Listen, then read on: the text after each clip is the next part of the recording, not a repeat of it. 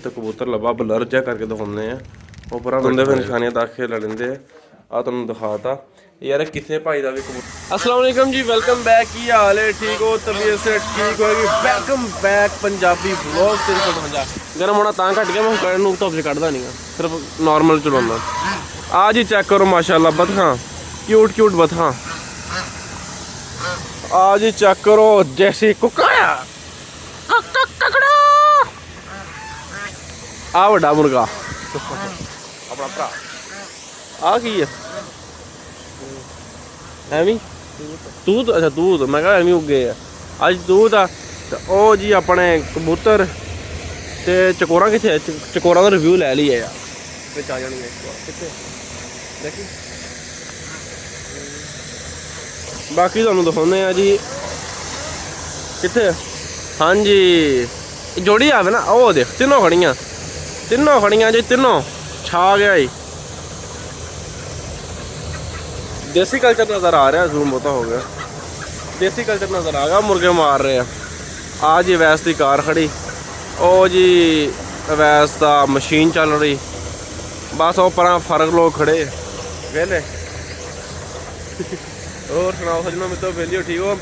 जे साढ़े चैनल पर नवे हो तो सबसक्राइब करो, लाइक करो तो शेयर करो। बाकी तुहानूं अपनी डेली दी रूटीन दिखाने हैं। तुहानूं मौसम चेक करो, कोई शुक्र है शोर घटिया टरबैन का। बाकी जिस बंदे ने स्टॉल च नहाना होवे तो टिकट तो वैसे ने रखी है, यदी टिकट सब तो घट है 150। तो आ कुछ बेहतर आ जो बतखा वा इतनी हैगी 300, ठीक है ना 300। आ तो भाई फिर क्या ही बात है ना, यदि 1000 तो बनती है, यदि 1000 टिकट आ। किसी भाई ने नहाना होवे तो मोस्ट वेलकम एनी टाइम। लो जी डब्बा किन्ने लाया उत्ते? मामू ने।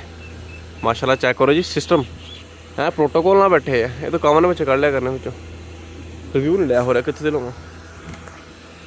अजे तुहाडे वास्ते बांह थक गई, फिर वीडियो बना रहे माशाल्लाह जी। फिर हाँ जी बाकी अगली रूटीन तो दिखाने, रूटीन की दिखानी है तो दिखाने हैं। ना 3-4 दिन तक कबूतर लब्भा ब्लर जा करके दिखाने हैं, उपरा बैठा होएगा। तो आ तुहानूं दिखाने हो कबूतर बाद होंगे फिर निशानियां तक खेल लेंदे आ तुहानूं दिखाता। यार किसी भाई का भी कबूतर होवे तो मेहरबानी करके आके सगों लै सकदा, क्योंकि मैनूं नहीं पता बादी वाला कबूतर आ। अज तो 4 दिन पहले शाम को 5-5:30 बजे डिग्गिया सीगा। तो साढ़े घर ना पानी पूनी का सिस्टम पिया होंदा तक डिग जाते हैं। तो मैं चुक्या हालात माड़े से छड्डिया इत्थे। तो बाकी कबूतर मैं फैंसी कबूतर रखे हुए नकाबपोश फ्रंट बैक, वो कबूतर ब्लर दिखावांगा ताकि तुहानूं समझ ना आ सके। किसी भी भाई का बात मेरे नाल रब्ता करके लै सकदा। ओके जी, अज तक इन्ना की करते मिलते हैं, दुआवां याद रखो। ओके ला।